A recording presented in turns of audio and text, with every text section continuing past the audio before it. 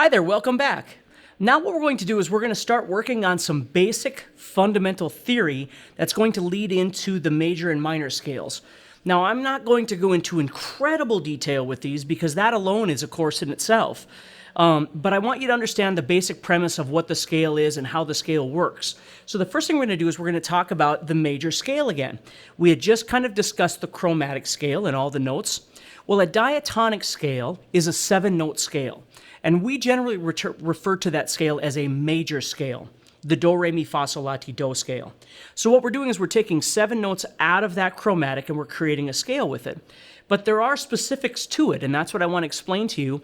And then we're going to give you a chart that has a bunch of different keys on there so you can see what notes are in there. And I'm going to talk about some chord stuff and get you set up with everything. So first of all, what we're going to do is let's just start with something like the chord C, okay, or the note C.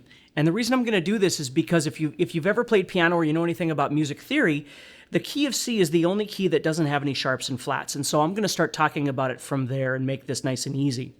So what we're going to do is we're going to pull 7 notes out of that chromatic. And the 7 notes have to be different. For instance, we can't have a C and a C sharp, or we can't have an F and an F sharp. It doesn't work that way.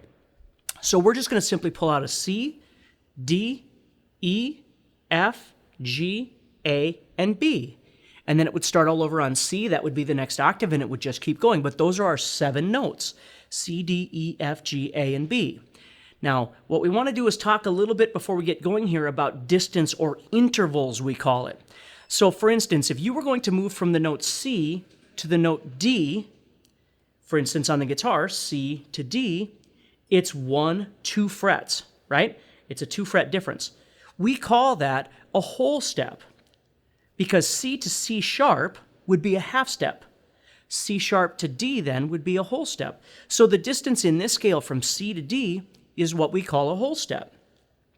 D to E would be also a whole step. E to F would only be a half step. F to G would be a whole step. G to A would be a whole step. A to B would be a whole step. And then B to C finally would be a half step. Now, in learning this, what a lot of people learn is they learn to say whole step, half step, whole step, whole step, half step. When I was in college, I learned how to just simply think of it like this. Everything is whole steps except for 3 to 4 and 7 to 8. Okay? 3 to 4 and 7 to 8 are the half steps in a major scale.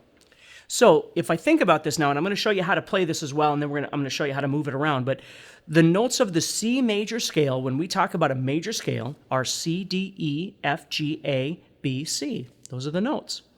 Okay? So no sharps, no flats, no anything like that. But not only do you want to know those notes, but you want to understand the construction of whole steps and half steps.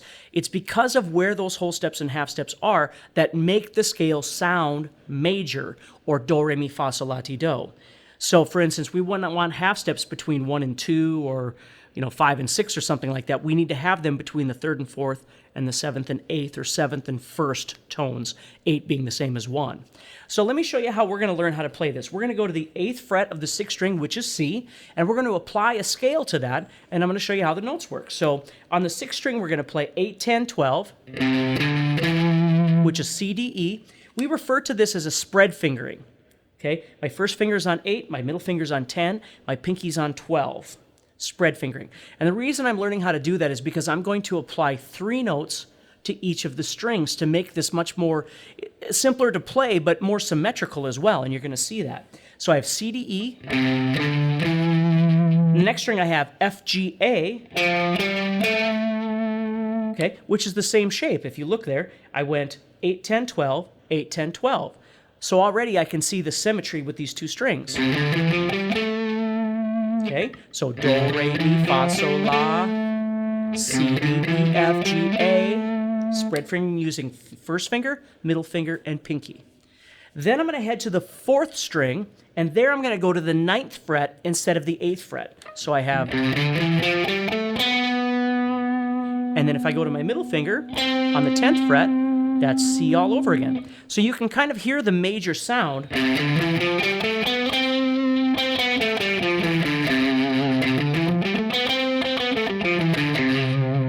Okay?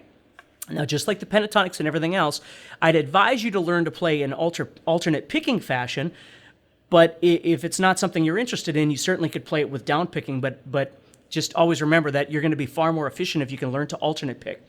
So if you were alternate picking this, you'd actually be going down, up on the 6th string, and then up, up on the 5th string.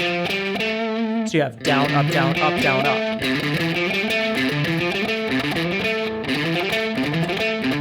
And that's where the speed comes from, is that you just keep playing. Your pick doesn't care whether you're moving to a new string. We're the ones that always start with a downstroke when we move to a new string. The pick could care less. So what we try and train ourselves to do is just like when we're strumming, we just move the hand back and forth. Down, up, down, up, down, up, down, up, down, up, down, up, down, up. It doesn't make any difference whether we're moving to a new string or we're still on another string. We have to kind of retrain ourselves to think about it that way. So here's our scale so far. Well, we're going to keep going, obviously, because we still have a bunch of strings left to use. So right here, instead of just playing 9, 10, I'm going to go to 12 with my pinky. Then the 3rd string is 9, 10, 12 as well. So you'll see the symmetry there, too. So here's the 2 shapes that we've got so far, the spread fingering.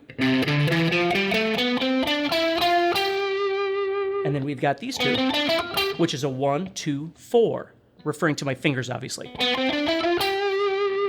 Okay, now the notes so far would be C, D, E, F, G, A, B, C, D, E, F, G. Now we're going to move to the 10th fret of the 2nd string, and we're going to play 10th, 12th, 13th with my 1st, 3rd, and pinky. And then we're going to do the same thing on the 1st string, 10, 12, 13. So there's our 3rd shape, symmetrical. Okay, so here's what I've got.